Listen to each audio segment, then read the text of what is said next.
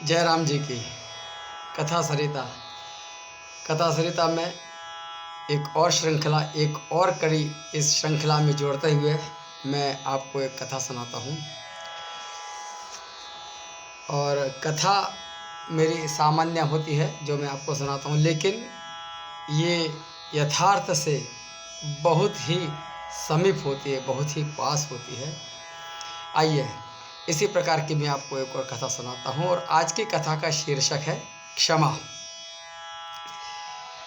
एक सेठ जी थे और उन्होंने अपने दामाद को व्यवसाय शुरू करने के लिए 3 लाख रुपए उधार दिए। भगवान की कृपा से दामाद जी ने बहुत मेहनत की और उसके अच्छे परिणाम उनको मिले और दामाद जी का व्यवसाय भी बहुत अच्छी तरह से चल पड़ा। अच्छा व्यवसाय चल पड़ा और जब समय आया उनको पैसे लौटाने के, लेकिन दामाद जी ने पैसे नहीं लौटाए। अब सेठ जी में और उनके दामाद जी में झगड़ा हो गया। झगड़ा भी बढ़ते बढ़ते बढ़ते बढ़ते इस हद पर, इस सीमा पर पहुंच गया कि दोनों में आपस में बातचीत बंद हो गई। एक दूसरे के यहाँ आना जाना बंद हो गया। संबंध भी लगभग खत्म से हो गए। घृणा व द्वेष का आंतरिक संबंध अत्यंत गहरा हो गया। सेठ जी हर समय अपने दामाद की निंदा, निरादर, आलोचना करने लगे। सेठ जी बहुत अच्छे साधक भी थे। भगवान में उनकी बहुत आसक्ति थी, बहुत विश्वास था, लेकिन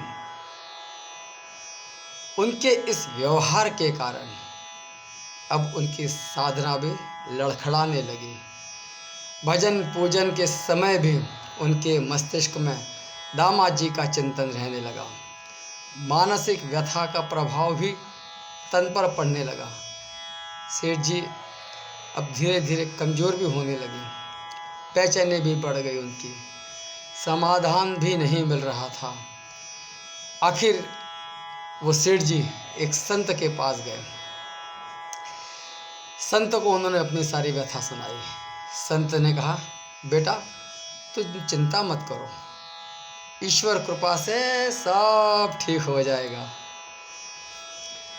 एक काम करो, तुम कल कुछ फल और मिठाइयाँ लेकर अपने दामाद के घर जाना और मिलते ही उनसे केवल इतना कहना, बेटा सारी भूल मेरी ही थी, मुझसे गलती हो गई, मुझे क्षमा कर दो।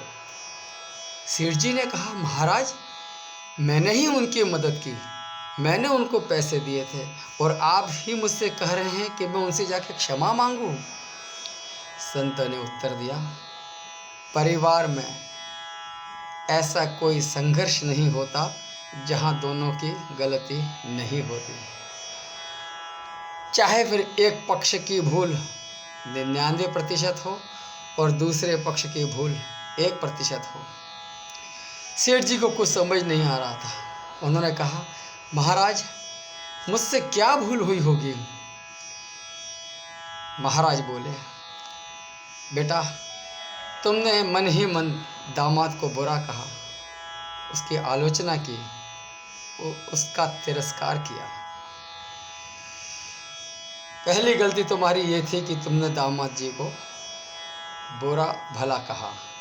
दूसरी गलती तुम्हारी ये थी कि तुमने दामाद जी का तिरस्कार किया। क्रोधपूर्ण आँखों से उनके दोषों को देखा, ये तुम्हारी तीसरी गलती थी। क्रोधपूर्ण आँखों से तुमने देखा, तीसरी गलती कर गए। चौथी गलती ये कि तुमने कि अपने कानों से ही उसकी निंदा भी सुनी, ये चौथी भूल थी तुम्हारी। तुम्हारे हृदय में दामाद के प्रति क्रोध व घृणा है, यह तुम्हारी आखिरी भूल है। अपनी इन सब भूलों से तुम अपने आप को और दामाद को दोनों को दुख दिया है। तुम्हारा दिया दुख कई गुना होकर तुम्हारे पास लौट आया। इसलिए जाओ और अपनी भूलों के लिए क्षमा मांगो, नहीं तो तुम चैन से नहीं जी सकोगे, ना ही मर सकोगे। क्षमा मांगना बहुत बड़ी साधना है और तुम तो एक अच्छे साधक हो। सेठ जी की आंखें खुल गईं। संत को सेठ जी ने प्रणाम किया। मिठाइयाँ और फल लेके वो दामाद जी के घर पहुँचे। सब लोग भोजन की तैयारी में थे। दरवाज़ा उनके दोहिते ने खोला। जैसे ही नाना जी को सामने देखा तो अवाक रह गया। खुशी से चिल्ला चिल्ला कर जोर जोर से सबको बोला, अरे देखो कौन आया है, नाना जी आए हैं, नाना जी आए हैं। माता पिता ने भी दरवाजे की तरफ देखा और सोचा, कहीं हम सपना तो नहीं देख रहे हैं। बेटी ने हर्ष से पुलकित होकर दौड़ कर गई। अरे आज पिताजी आए हैं। 15 वर्ष के बाद बेटी का गला रूंध गया, कुछ न बोल सके। सेठ जी ने फल और मिठाइयाँ टेबल पर रखी। दोनों हाथ जोड़ के दामाद जी से बोले, बेटा सारी भूल तो मेरी थी, मुझे क्षमा कर दो। क्षमा शब्द मुंह से निकलते ही उनके हृदय से उनके भाव अश्रु बनकर बहने लगे। दामाद उनके चरणों में गिर गया और अपनी भूल के लिए रो रो कर क्षमा याचना करने लगे। ससुर जी प्रेमाश्रु में दामाद की पीठ पर और दामाद के पश्चाताप के आंसू ससुर जी के चरणों पर गिर रहे थे। पिता पुत्री अपने वृद्ध पिता से क्षमा मांगने लगे। अथाह प्रेम का सागर फूट पड़ा। सब जगह शांति चुप्पी थी और आँखों से अविरल अश्रुधारा बह रही थी। दामाद जी उठे, अंदर गए, रुपए निकालकर ससुर जी के सामने रख दिए।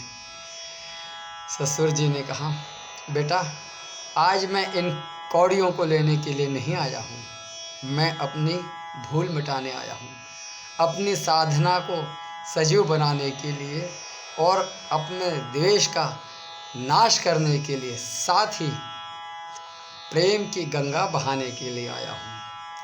आज मेरा आना सफल हो गया, मेरा दुख मिट गया।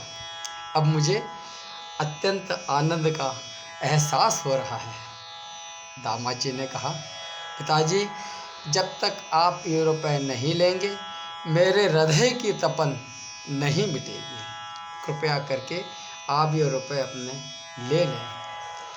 सेठ जी ने वो रुपए ले लिए। अपने इच्छानुसार बेटी व नातियों में बांट गए। सारे पैसे उन्होंने वहीं के वहीं बांट दिए। अब सेठ जी को पैसे का मोह नहीं था, क्योंकि इसके एवज में जो सेठ जी को प्राप्त हुआ था उसका तो कोई मोल ही नहीं था। सब घर से निकलकर कार में बैठे घर से निकले और अपने घर पहुँचे।